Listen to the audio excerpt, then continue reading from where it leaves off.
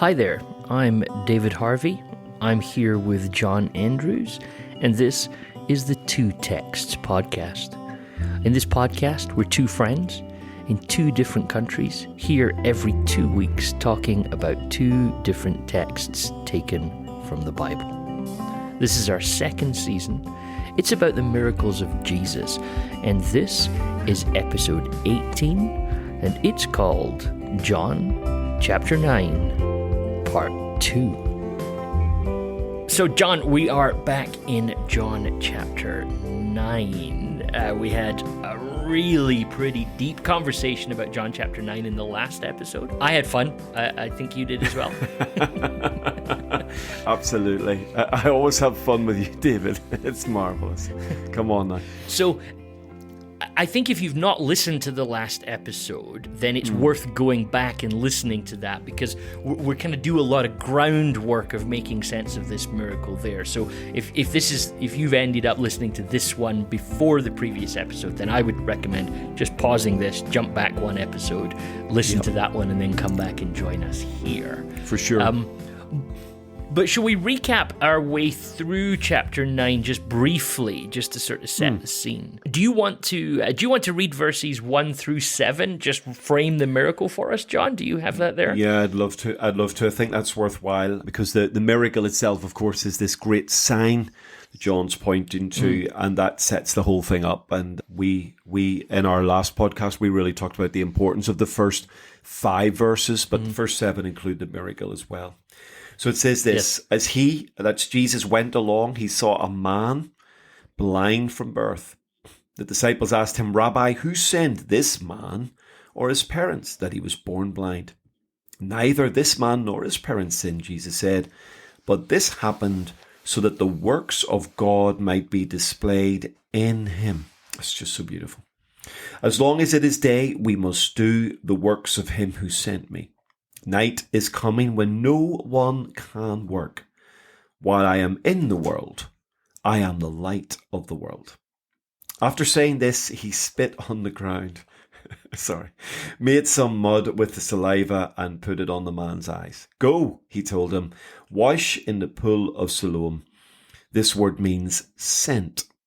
So the man went and washed and came home seeing. Beautiful. I love it. It feels slightly, not humorous, but there's a lightness to it and a beauty to it. So you've had this really heavy sort of introductory conversation, and then you get this sort of matter-of-factness about this miracle. Well, he went out, he washed, he came back, he sees. There we are, all done. Yes. And even the way the man repeats the story later on, he repeats this routineness. It's quite striking how that comes across there. Totally. I'm probably not wording that right, but that's what it feels like. So then the sort of story jumps into this. There's this fascinating little theme works through the story, because the neighbors and those who had formerly seen him begging ask, well, isn't this the same man who used to sit and beg? And then you get this whole narrative then about who actually is this guy, and is he the guy? There's almost this question, well, maybe it's not really the guy that used to be blind, maybe it's somebody else. And I think it's really interesting that we never find out the man's name. He's variously referred to as the man who was blind, the man who previously was blind, the man who could now see. He gets this sort of anonymity, which adds to, almost as if John never wants you to forget, this guy started this story unable to see. And it creates some almost humorous moments. It does. And I think the anonymity of the man is almost something you don't notice till it's pointed out. And it's one of those things, oh yeah, what is his name? We didn't get his name. Who is he? And so you get this sort of, and for me, David, you know what it does? It feels like you've got this almost mysteriousness around Jesus. Okay, who healed you? And there's this sort of sense of trying to get to grips with the man who healed the man. And then you've got the anonymity of the man, and you've almost got this parallel unknownness in both cases, where you've got the man who is unknown by name, and then this mysterious figure who's healed him in the background. Now, he will become known to us. And of course, he's known to us at the beginning of the story, but in terms of the wider reader or the wider audience, he becomes known. So you get this sort of almost like a parallel to me, where the unknownness of Jesus, or the anonymity of Jesus to some extent in this story, is paralleled by the anonymity of the man himself. And we never get to know his name, which is really quite striking. There's more going on here than just what's happening at the surface. And then John adds this new piece in verse 13 to us, and we should possibly be used to this by now, because John is definitely choosing the miracle stories based on where they point us about Jesus. So in verse 13, he offers us, well, that this whole miracle happens on the Sabbath. And this creates the challenge now around the Pharisees' kind of question, this religious question is about, it seems to be about Jesus' making of mud. This appears to be work, I think, is how this is read by the religious leaders. Is that how you read this? Definitely, yeah. Because the man replies, he put mud on my eyes, I washed and now I see. And some of the Pharisees said, this man is not from God, for he does not keep the Sabbath. And then and what it does there, so we've already reflected on this Nicodemus thread running through John, and I think the next little mini nuance are so powerful, because some say, well, because he's not keeping the Sabbath, he can't be from God. And then it says, but others say, but how could a sinner? Like, seriously, boys, how could a sinner do this? This is sort of messianic level type miracle that we're talking about. And then it says this, and John puts it so succinctly, so they were divided. And we've schisma in Greek. There was a schism. Absolutely. And of course, John's already lent into this a little bit, in that Nicodemus has come to Jesus privately. In our last podcast, you just explained so eloquently about the darkness of that connection, and how Nicodemus came out of the darkness to the light, how Judas went from the light into the darkness. If you've missed that podcast, you must listen to it. Just beautiful stuff around that. But of course, what it's suggesting, Nicodemus's language, is, we know you are a man come from God. We know. So Nicodemus is suggesting to us that actually there's a bunch of us within the Sanhedrin, within the religious community, who think you're pretty cool, but you're just freaking us out slightly. And so you get that introduction there. And then, of course, in John chapter 7, when there's controversy around Jesus, and even those who are sent to report on Jesus come back and go, hey, we have never heard anything like this. We have never heard a man speak like this man. And the religious community get very irritated at that. And there's clearly dissent within the community. And Nicodemus is part of that dissent on behalf of Jesus. So there's a little schism there. Now, very, very, very, very gentle, but it's there. And then the schism seems to be flagged again by John here. They were divided. And I think that's a sort of a running theme in the Gospel of John. There is a growing division within the religious community, because on the one hand, those who believe that Shabbat is the ultimate expression of how to be a good man and how to be a good leader and religious leader. And then people are going on the other hand, yeah, but hold on a minute. The guy's blind and now he sees. You've got to take that into account. So there's a growing division now within this community because of the actions of Jesus. And I think John is definitely leaning into that. I think he's trying to help us see their uncertainty, and therefore almost the untrustworthiness of their opinions. Because there's he can't be from God because he doesn't keep the Sabbath. But how does a sinner perform such signs? And so they can't decide. So they actually turn to the man who was blind and go, well, what do you think? Absolutely. Which almost at some level reeks of desperation. let's ask the guy. And so the guy replies, well, I think he's a prophet, right? Which of course John wants you to spot. Well, that's not quite right, although he is, going to be in the prophetic tradition. But what I think's hilarious again is that, so we can't decide, so we're going to ask you. So the man says, well, I think he's a prophet. And then they obviously go, man, no, we don't like that answer. So now let's go and ask his parents. Right? And I think John's building this scene of just look how uncertain they are. And therefore, you as the reader can realize they don't know what to do about this. They're grasping at straws. But they know the answers they don't like. So the man's initial answer, I think he's a prophet. No, we don't like that. So they drag the man's parents in. Now they raise this new question to them, like, is this actually your son? Is this the one that you say was born blind? So now we're not even sure if this is him. And if it is him, was he definitely born blind? Like, what's going on here? It does. And it just speaks to the lack of concreteness of their position, doesn't it? It does. And you're right, the desperation, it feels like they are groping desperately for the exit door in the midst of the sort of smoke in the room. There's got to be an exit here somewhere, and if we push hard enough, we will find the door. And the harder they push, the worse this looks. Yes. And even they have literally backed the parents into a corner as well, because there's this sort of weird prohibition that anyone who sort of identifies that Jesus is the Christ will be put out of the synagogue. So the parents already know this is out there. They do not want to be put out of the synagogue and shamed. And so they then bat the question back to their son. Well, he's of age, ask him. So you're getting this sense of just chaos, desperation, uncertainty, insecurity. And I think John is showing that sort of growing sense of lostness in the religious community, which ultimately, I think, expresses itself in darkness. And it does go back for our viewer. We have been reflecting on this idea that Jesus is life and light, according to the prologue. And therefore, as we're leaning towards Jesus, the light, we are going to be exposed to the truth or his truth. And therefore, the converse is true. As we're moving away from Jesus, we are naturally then sort of moving into darkness around that, and that's making their judgments more and more confused, I think, around that. And I think it's definitely going on there. Yeah, everyone's trying to sort of punt the ball, for want of a better term. Just don't leave me in the spotlight. And the only person that actually, well, let me say it like this. The Pharisees are uncertain, so they end up with a schism.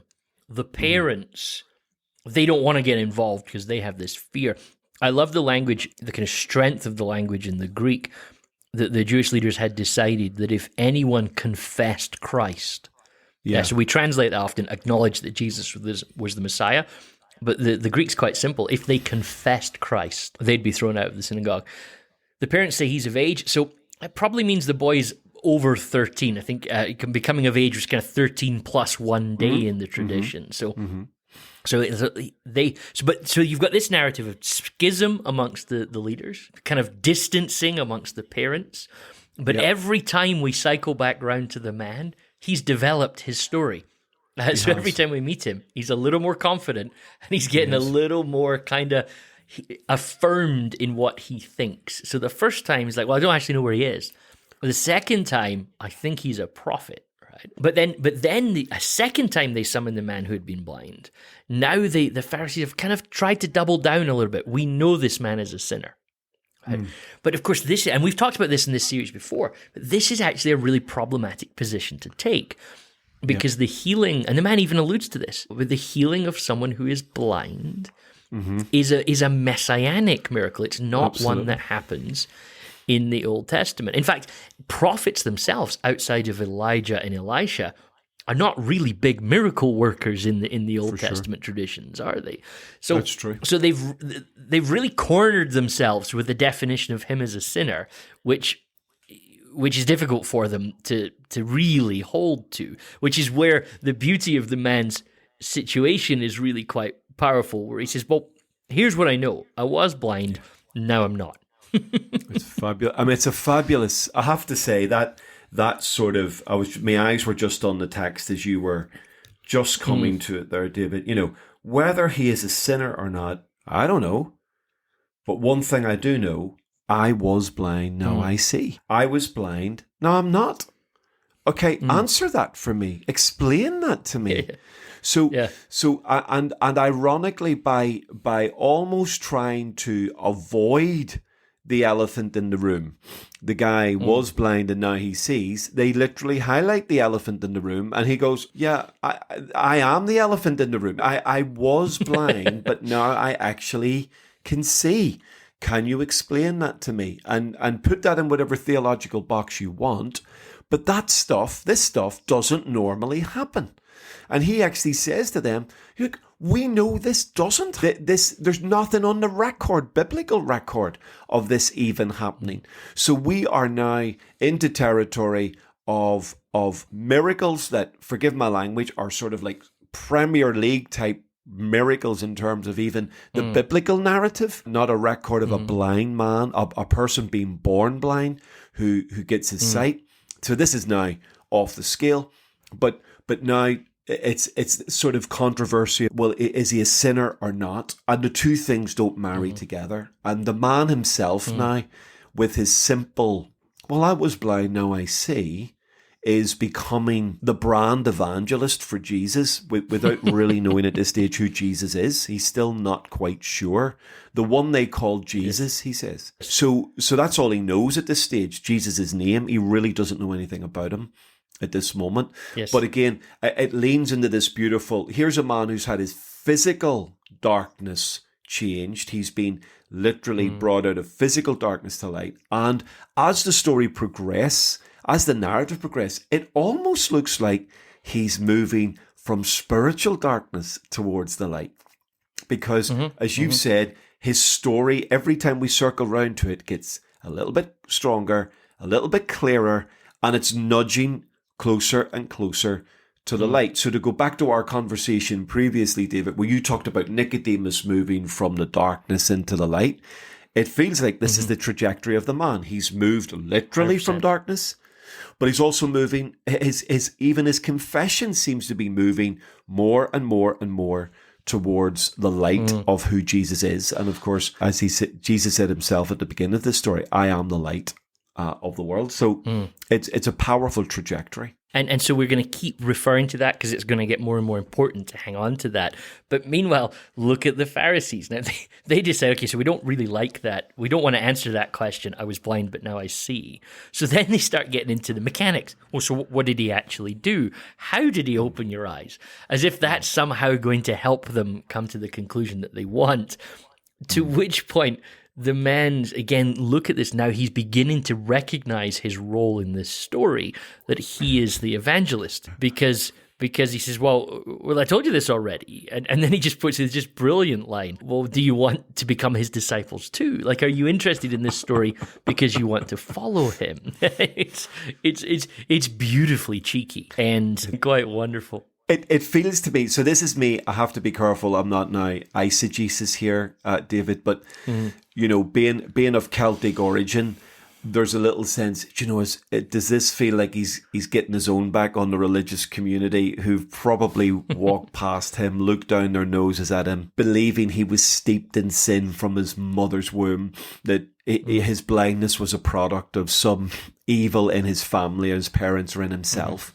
And here he is now, and he's the centre of attention. And he seems to be quite enjoying being the centre of attention and making them feel as uncomfortable. Now, this is quite remarkable because his parents are deeply intimidated by the investigation. They're almost afraid to speak too much. He's absolutely sucking the oxygen out of this room now. He's going for it. Yes. Well, come on. You want a bit more? Let's do this. And clearly, and it's hard to know from the tonation, it feels like he senses the insecurity in the room. He senses the fear in the room, and he senses the fact, hold on, these experts, they really don't know what's going on here. And it's like he's enjoying this moment where, well, I do know what's going on. I was blind, but now I see. And it feels like he's got the upper hand, which is really strange, really weird. And he seems to be enjoying it. Yeah, he definitely does, doesn't he? And so then you get a couple of points which I think make a lot more depth and sense to you if you've been tracking with John's Gospels. The first one then is, so they hurl insults at him, literally revile and abuse him is the sort of language used here. You are this fellow's disciple. We are disciples of Moses. Unusual little phrase, but a phrase that you don't see used in kind of comparative Jewish documents very often. But then they double down on this. We know that God spoke to Moses, but as for this fellow, we don't even know where he comes from. And so the first part of this is the question of the discipleship of Moses, which cannot help but draw you back to the comments in chapter 1. Yeah, the connection back to the prologue is really unmissable. It's an unmissable connection. The law came through Moses. Grace and truth came through Jesus Christ. I mean, that is a big landing moment in that prologue. And clearly Jesus is not just like following Moses. He is the fulfillment of Moses. He supersedes Moses. And actually everything he's about to bring, Moses only dreamed of seeing in his fulfillment. So you get that beautiful sense of that. And of course, added to that, we don't know where he's come from. And of course, John in the prologue has told us, oh no, I know exactly where he's come from. And in fact, before Moses was, the one before existed. So you just get this magnificent reconnection to that. And that's I think that is an unmissable link back to the prologue where it talks about light and life that's coming into the world. He came to his own and they didn't recognize him. They didn't receive him. But to those who did receive him, he gave the right to become children of God. And here we have the religious community struggling to receive Jesus, whatever way we understand receive, certainly struggling to recognize. Now the blind man or the man born blind is starting to recognize Jesus, starting to see Jesus, and he's moving to this sonship, towards the sonship, and these incredible scholars who should be the first to embrace this Jesus as disciples of Moses are actually in danger of not only not recognizing him, but being, can I say this carefully, rejected as sons of God. So if you tie the prologue together with Moses, the recognition, the acceptance, and becoming children of God, I mean, this is now explosive in chapter 9, and it reaches even a climax. I think as we approach the climax we're about to touch on in chapter 9 and even into chapter 10, I think then all that language of not recognizing the Son of God, giving right to believe as children of God, I think it becomes even more powerful in the light of that. A passage that somebody might want to look at would be John chapter 7, verse 40 through to verse 43, 44, because this question is out there. Well, let me read it to you. It says, Jesus is speaking, and some in the crowd then say, "This is really the prophet." And others said, "Well, this is the Messiah." But some asked, "Surely the Messiah does not come from Galilee, does he? Has not the scripture said that the Messiah is descended from David and comes from Bethlehem, the village where David lives?" So there was a schism in the crowd because of him. So here you have this same sort of question that's out there in John's gospel, but it's full of deep irony, right? Surely the Messiah does not come from Galilee, does he? So there's that question's out there, right? Well, that needs a little bit of working through. But and John's never spoke to this, so I think he just knows you as a reader know this.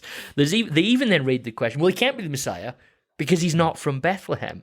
And I think the person that knows the story of Jesus, maybe you've read Matthew and Luke, you realize, oh, wait a minute, that's deeply ironic. Because when you do get to the point of talking about where he's from, you get it completely wrong. So there's I feel like there's a double level of irony when the man who had previously been blind says, you don't even know where he comes from. Like you really don't know where he comes from. You don't know where he was born on earth, and you don't know where he comes from with God. So it's brilliant, this double level of this man's moving closer and closer. The more he talks, the closer he gets to the light. And the more everybody else talks, the further away they get. Like, they know less by the end than they did at the start. And that really does lean into this sort of climactic moment in the story for me, where in verse 34 it says, and they threw him out. So you get this then, that's almost as they are getting more and more frustrated and confused about what's going on here. It's he at the same time seemed to be getting more and more confident and clear around what has happened. Then we've got this climactic clash moment where they reply to him in a very insulting way. You were steeped in sin at birth. How dare you lecture us? And they threw him out. And it's almost like, to again, the light and the darkness conversation, it's the incompatibility of the two things, that ultimately, though there was a middle ground where they could have negotiated, ultimately this worldview that's moving away from Jesus and this worldview that's moving towards Jesus, they just can't be compatible. And you get this not only division from within the religious community, but now this is expulsion, where this man is cast out of the synagogue, or at least out of that place at that moment. Yes. And I love the very next phrase in verse 35. It says, Jesus heard that they had thrown him out. And I'd love to know how he heard that. So was this just news out there? Have you heard the latest? Or had someone passed this on to him? But I love this. And then I love this next bit, David. I find this just beautiful. I find this redemptive motif in John. The Word became flesh and made his dwelling among us. And then it says this, and when he found him. So they throw the man out.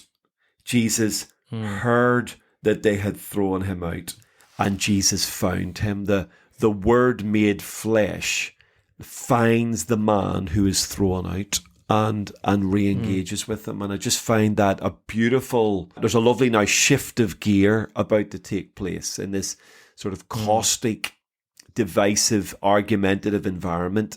Now there's this shift of gear that takes place, and we get this beautiful found moment. So the man has had a healing moment. Now he has a found moment in this relationship with Jesus. I just love that. And the interconnectedness of verse 35 to 34 is really important. So don't miss that. The Pharisees they've just doubled down on the mistake from the start of the story. The story starts with who sinned. We've had this long conversation, 34 verses of backwards and forwards, and they basically land on the thing we learned not to be true in verse 2. Right? So think about just the irony again of that story. You were steeped in sin at birth. Jesus has quite literally said that's not the cause of the problem here, but we're going to double down on that. But there's an interesting interplay there, because that then becomes, this is the way, what was it Jesus said? Well, actually, it's neither the man nor his parents who sinned, but this has been done to make manifest the works of God. So the Pharisees essentially say, no, we're going to reject what has been made manifest, and we're going to hold to this system which says, no, we think it's something you did. So, and they throw the man out, and I think about John's irony here, they throw the man out from what? Well, they throw him out from the synagogue, but there's also a sense they throw him out from this way of thinking. So the man is now citizenshipless, right? He's lost his abode, he's lost his place.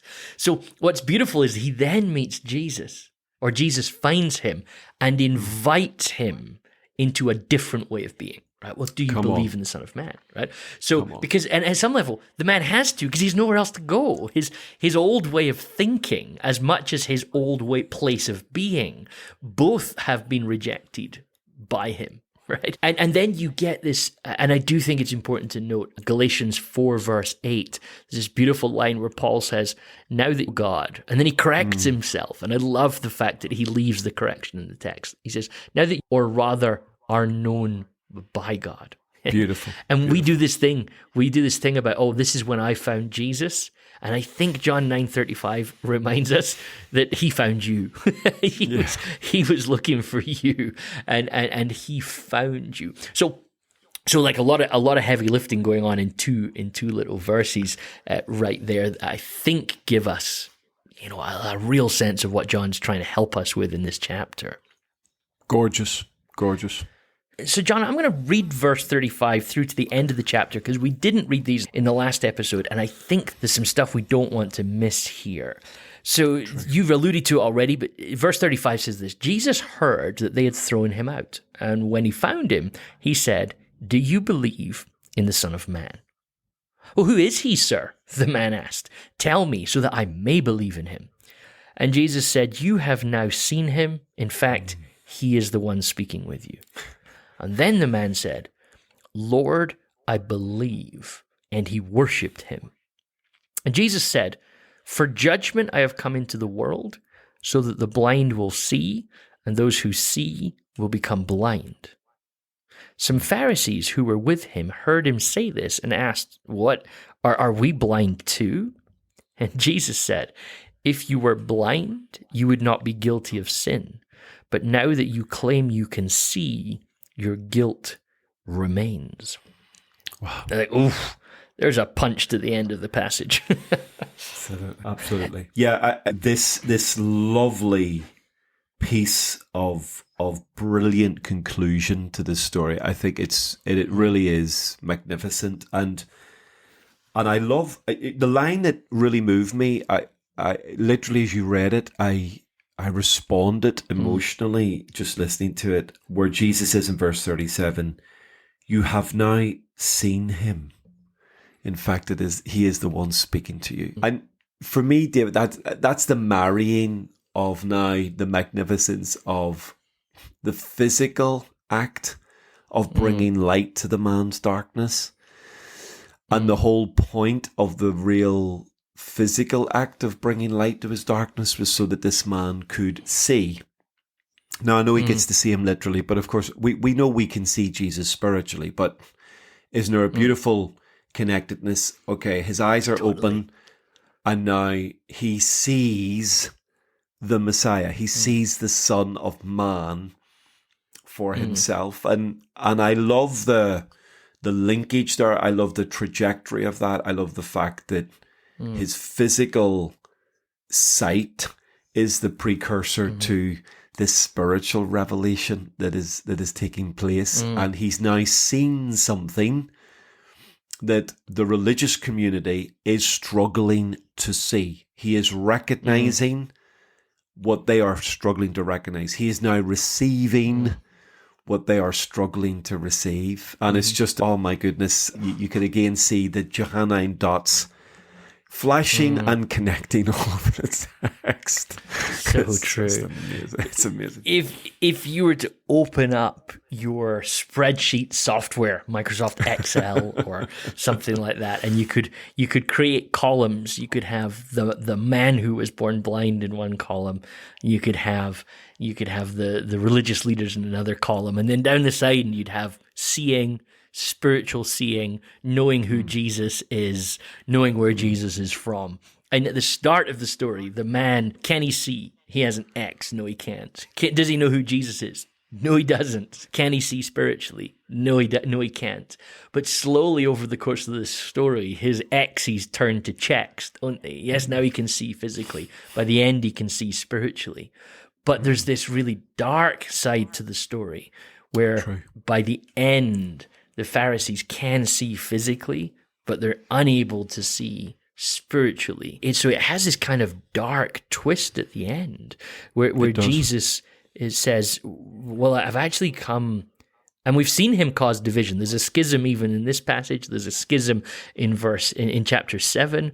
And Jesus comes for a moment of judgment. It's going to invite people to see, but some who see will choose not to, Jesus says. It's like, it's got this weight to the end of this story, isn't there? And warning to the end of this story. Wow. Massive. And in fact, if we are prepared to nudge from 9 into 10, and I know that 10 stands magnificently in its own right in terms of the messaging of 10, it's phenomenal. But if we were to go from 41 and 9 straight into 10, my goodness, listen, you get the sense of a big boom moment at the end, it's even more powerful because Jesus said, if you're blind, you'd not be guilty of sin, but now that you claim to see, your guilt remains. Then he goes on to say, very truly I tell you, Pharisees, anyone who does not enter the sheep pen by the gate, but climbs in by some other way, is a thief and a robber.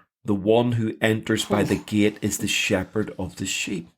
The gatekeeper opens the gate for him, and the sheep listen to his voice.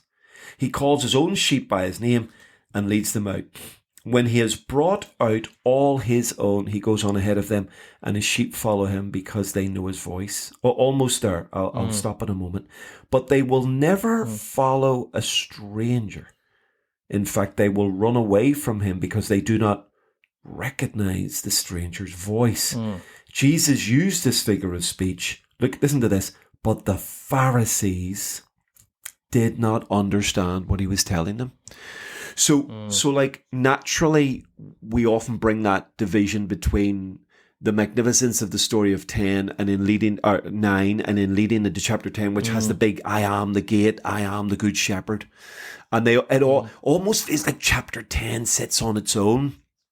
But actually, we're led into the sort of magnificence of this sheep and sheep pen and gate and good shepherd and voice and recognize me and don't recognize me.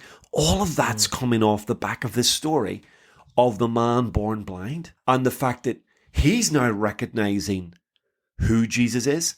He's now hearing the voice of Jesus. He's now following Jesus. And the community that should have seen Jesus, should have recognized Jesus, and should be hearing the voice of Jesus is now finding themselves on the outside of the sheep pen. And I cannot help but see the incredible connectedness of John chapter 10 into the story of the man born blind. Does that make sense to you, or is that... well, so we can't stop there, John, because you're 100% right. So chapters, verses, and headings are all later additions. So when John's writing, he isn't thinking, I'm writing John chapter 9 here. He's just telling us the story. He's just writing. So you must, in my opinion, you must read until there's a natural break. And here, if nobody believes you, I'm going to defend you further, John, because if we keep going, right? But let me just read it just briefly in that sense. So the Pharisees did not understand what he was telling them. That's John chapter 10, verse 6. But then Jesus moves into a section where he says, therefore Jesus says again. So nobody got it. I'm coming in for round 2, says Jesus. Very truly, he says, I am the gate for the sheep. All who have come before me are thieves and robbers, but the sheep have not listened to them. Now, surely there's an allusion there to this man who's just been healed, right? Indeed. Who was supposed to be looking after him was the teachers, was the religious experts, but they weren't, right? And in fact, they've actually, the man's now not listening to them. In fact, he was actually teaching them. So, but Jesus is the gate, and whoever enters through him will be saved. And then you get this beautiful text that many of us will know. Verse 10 of chapter 10, the thief comes only to steal and kill and destroy. I have come that they might have life and have it to the full. So then Jesus now doubles down again. I'm a good shepherd. I am the good shepherd, sorry. The good shepherd lays down his life for a sheep. So now we're projecting into what's coming, right? The hired hand is not the shepherd and does not own the sheep. When he sees the wolf coming, he abandons the sheep and runs away. Right? And why is this? Jesus tells us in verse 13, because he's a hired hand and he does not care for the sheep. Bear in mind, this man has been abandoned, right? He's been kicked out. Jesus now, I am the good shepherd. I know my sheep and my sheep know me. That might be John's answer. And we're living in the highly metaphorical here, John, for sure. Yeah. But that might be John's answer to your earlier question. How did Jesus find him? Right? How, when you said, how did Jesus hear that... that he'd been kicked out. Well, the good shepherd knows where his sheep are, right? It's he's tying it all beautifully together, and he lays his life down, and then he says, "I have other sheep that are not of this sheep pen." Huge theological conversation there, but let's just quickly jump over that. But I'm bringing them also; they'll also listen to my voice, and there will be one flock and one shepherd. And the reason my Father loves me is because I lay down my life. No one takes it on me. So we're now really pushing forward. I have the authority to lay it down, the authority to take it up again. But this now Okay, this is the end of the chapter of the story that we're dealing with, in my mind, because the Jews who heard these words were again schismed. Right? Another divide happens. Many of them said, he's demon-possessed, so they've really ramped up the accusations now. Many of them said, he is demon-possessed and raving mad. Why listen to him? But others said, these are not the sayings of a man possessed by a demon. And here's your sentence that lets you know this is the end of the story. Can a demon open the eyes of the blind? Right? Come on. And then the next verse is a new whole story beginning. Yeah. So actually, I mean, there's a lot we've had to try and do there, but this story of the man who was born blind really runs from chapter 9, verse 1 through to chapter 10, verse 21. I mean, that's how I would encapsulate that anyway, for sure, John. I mean, for sure. And look at the theological depth that Jesus is now churning through. And really, you're seeing, what are the signs doing? They're pointing us forward to what Jesus is going to do. And Jesus joins all of the dots for us there at that point, doesn't he? Phenomenal. And of course, you realize then the story of the man born blind in chapter 9 is linking even around that 3 of the massive I am sayings. So I am the light of the world, I am the gate, I am the good shepherd. Boom. I mean, the whole thing is being pulled together. So we then see, wow, this is a loaded sign. This thing is heavy duty. Yes. And not only is it heavy duty because, wow, man born blind, that's a truly messianic, we don't see that miracle floating around at all in the biblical text. So it's an outstanding miracle, but actually the story of this man coming from the darkness into the light is now linking together some of the biggest theological ideas about the identity of Jesus and the ministry of Jesus on earth and in this context.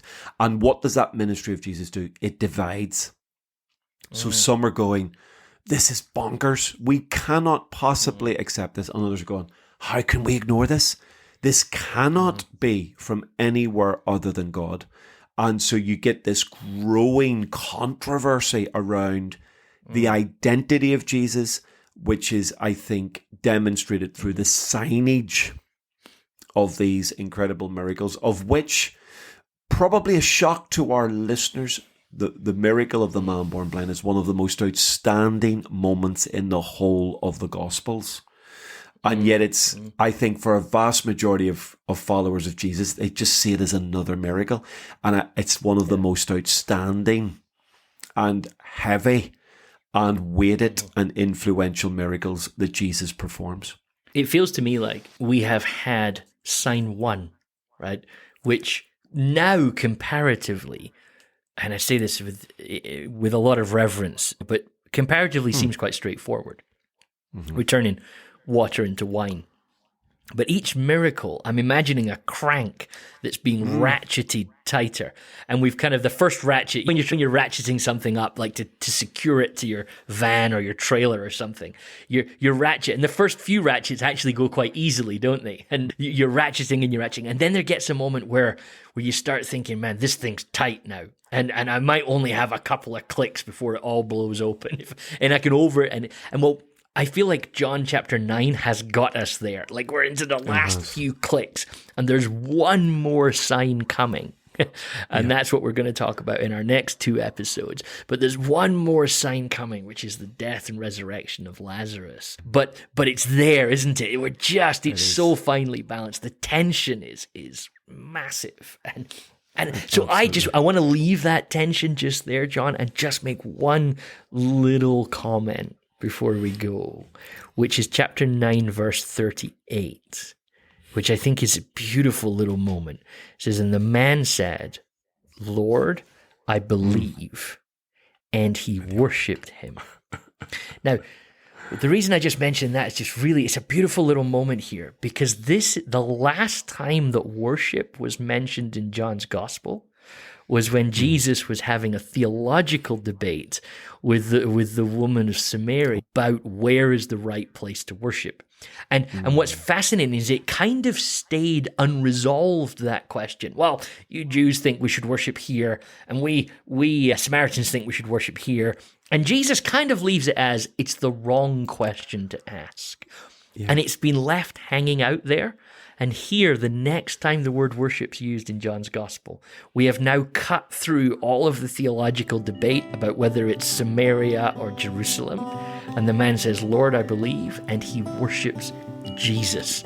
And I think it's, again, it's too significant for me just to miss it, that it's John just stitching all of these pieces together for us in this beautiful gospel. Absolutely. Moving worship from a place to the person. Absolutely beautiful. Love that.